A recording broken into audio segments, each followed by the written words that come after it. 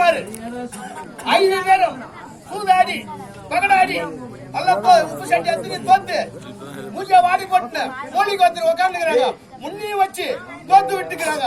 அதனாலதான் உன்னை என் அண்ணன் இடத்தில் கூப்பிட்டு கொண்டு வரேன். அடே பெண்ணே,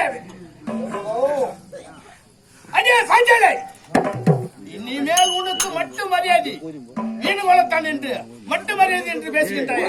இப்ப சொல்லுகின்றேன் அந்த மட்டு மரியாதை கேட்டே நீ தலை குத்துதான் வரணும். மட்டு மரியாதை பேசிக்கிட்டால் மட்டு மரியாதை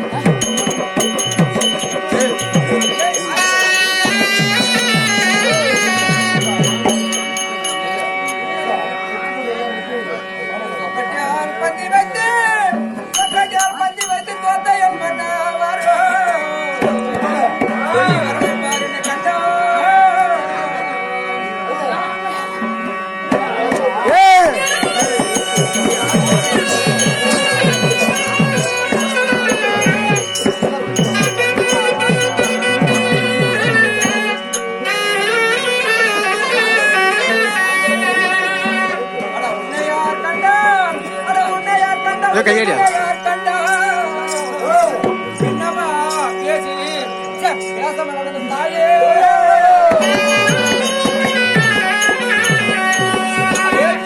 யோ வக்காரே குணாரையோ திஞ்சினே சொல்லி என்ன வரவழைக்கின்றார்? உன்னை யார் கண்டா உன் அண்ணனை யார் கண்டார்? அடடா நாயே, உன்னையும் வச்சு தோத்து விட்டுக்கிறாய். என்ன செய்தாய்? நாயா உன்னை சும்மா விடுவது பார்த்து மண்ணிலே புத்திரே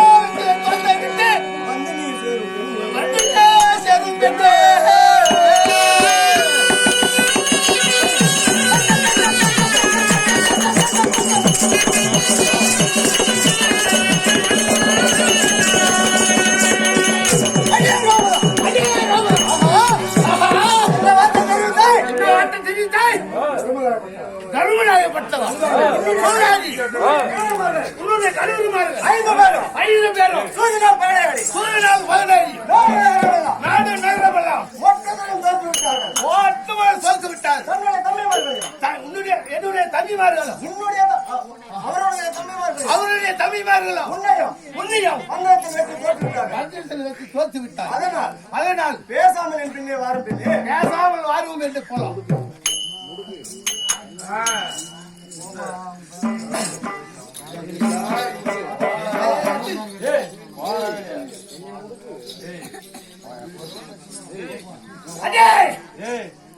உன்னை விடுவதில்லை. அதே பெண்ணை விடுவதில்லை. சும்மா விட மாட்டேன்.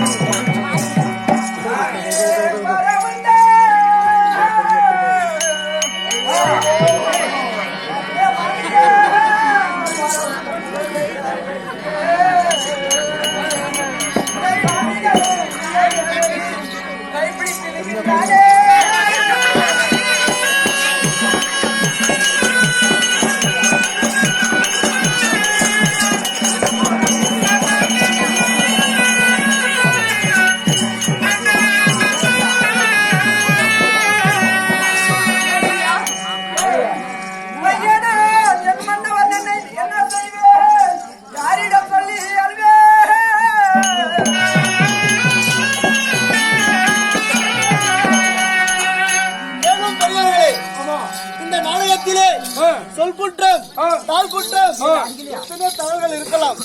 நானோ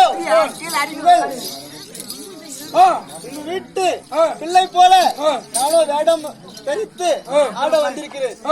நானும் அந்த அக்கினில பிறந்த அந்த பாஞ்சாலி அம்மனை நான் அடிப்பேன், ஒதுக்குவேன், எல்லாம் செய்வேன்.